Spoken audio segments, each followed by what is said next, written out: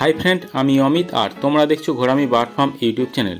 এই ভিডিওতে তোমাদেরকে ককটেল পাখি নিয়ে বেশ কিছু তথ্য শেয়ার করব। তবে তার আগে যারা নতুন দর্শক বন্ধু রয়েছে প্রত্যেকের কাছে অনুরোধ, তোমরা অবশ্যই চ্যানেলটি সাবস্ক্রাইব করো, ভিডিওতে লাইক করো এবং কমেন্ট করো ভিডিওগুলো কেমন লাগছে।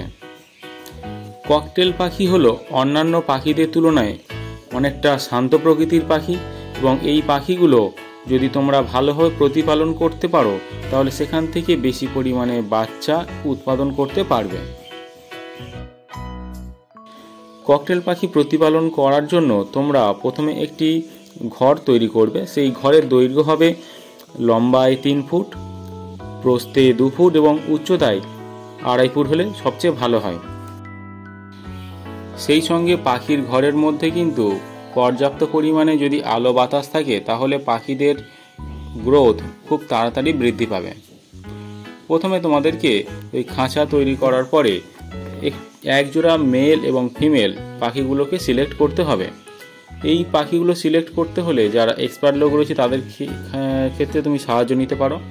না হলে তোমাকে অনেকগুলো যেটা পাখি রেখে দিতে হবে, একসঙ্গে রেখে দেওয়ার পরে দেখবে যে পাখি দুটো নিজেরা নিজেদের মধ্যে গা চুলকে দিচ্ছে, সেই পাখি দুটোকে তোমরা মেল এবং ফিমেল পাখি হিসাবে সিলেক্ট করতে পারো। যে পাখিগুলোকে নির্বাচন করা হবে সেই পাখিগুলোর বয়স কিন্তু 1.5 বছরের বেশি হওয়া প্রয়োজন। কারণ ওই পাখিগুলো তোমরা যখন একসঙ্গে রেখে দেবে সেই পাখিগুলো দেখবে যে একটি পাখি অন্য পাখির যখন গা চুলকে দিচ্ছে তখন কিন্তু ওদের মধ্যে থেকে একটা বন্ডিং তৈরি হয় এবং এই পাখিগুলো আগামী দিনে ভালোভাবে ডিম এবং বাচ্চা উৎপাদন করতে পারবে। এবারে আসি পাখিদের জন্য কি কি খাবারের প্রয়োজন রয়েছে। পাখিদের তো শক্ত খাবার হিসাবে যে সমস্ত ঘাসের দানাগুলো হয় সেগুলো ব্যবহার করতে হবে। তার সঙ্গে একটা সাদা রঙের দানা পাওয়া যায় যেটাকে অনেকে বলে থাকে যে কুসুম দানা। এর মধ্যে রয়েছে কিন্তু প্রচুর পরিমাণে প্রোটিন এবং ভিটামিন জাতীয় উপাদান। সেই সঙ্গে পাখিদের দিতে হবে সূর্যমুখীর দানা এবং পাখিদের নরম খাবার হিসাবে তোমরা এই ছোলা ব্যবহার করতে পারো। ছোলা অন্যান্য খাবারের তুলনায় পাখিদের একটি প্রিয় খাবার। যখনই দেখবে যে পাখির শরীর দুর্বল রয়েছে সেই সময় কিন্তু ছোলার পরিমাণটা একটু বেশি করে দেবে, কারণ ছোলার মধ্যে রয়েছে প্রোটিন, ভিটামিন, ক্যালসিয়াম জাতীয় খাবার যা পাখিদের হাড় মজবুত করতে এবং ডিমের যে কাঠামো থাকে সেই কাঠামো মজবুত করতে সাহায্য করে। আর যখন পাখিদের ছোট ছোট বাচ্চা তৈরি হবে সেই ক্ষেত্রেও কিন্তু ছোলাটা বেশি পরিমাণে দেওয়া প্রয়োজন রয়েছে।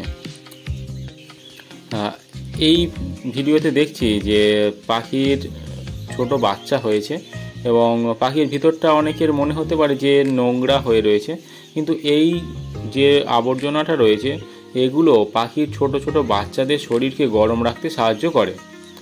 এছাড়া পাখির যে সমস্ত খাবারগুলো থাকে কিছু কিছু দানা নিয়ে এসে এর মধ্যে রেখে দেয়, যেটা অনেকে দেখবে যে আমার ভিডিওতে বদ্রি বা বাজিগর পাখির ক্ষেত্রে দেখা গিয়েছে ওরা খাবারের কিছু অংশ নিয়ে এসে ওদের পাত্রের মধ্যে রেখে দেয় এবং সেই খাবারগুলো ওদের প্রয়োজন মতো ছোটো ছোটো বাচ্চাগুলোকে খাওয়ায়।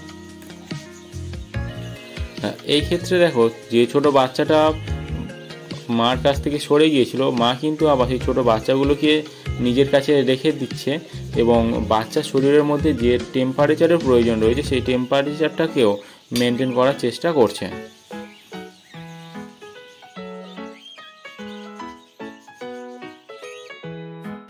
আরও একটা পাত্র দেখাই। এখানে তোমাদের দেখতে পাচ্ছ যে একটি ফিমেল পাখি রয়েছে এবং ফিমেল পাখিটি ডিমের মধ্যে তা দিচ্ছে। এই ডিমগুলো আগামী দিনে ছোট ছোট বাচ্চাতে তৈরি হবে। তবে তার আগে তোমাদেরকে বলবো যে পাখির ঘরের মধ্যে কিন্তু প্রচুর পরিমাণে আলো বাতাসের প্রয়োজন রয়েছে যা প্রাকৃতিক পরিবেশের সঙ্গে পাখিকে মানিয়ে নিতে সাহায্য করে। যখন পাখিরা ওদের ডিমের মধ্যে তা দেবে তখন পাখিদেরকে ডিস্টার্ব করা ঠিক নয়। এর ফলে কি হয়, যে সমস্ত ডিমগুলো থাকে সেগুলো ওরা ঠিকমতো তা দেয় না এবং ওখান থেকে বাচ্চা পাওয়া যায় না।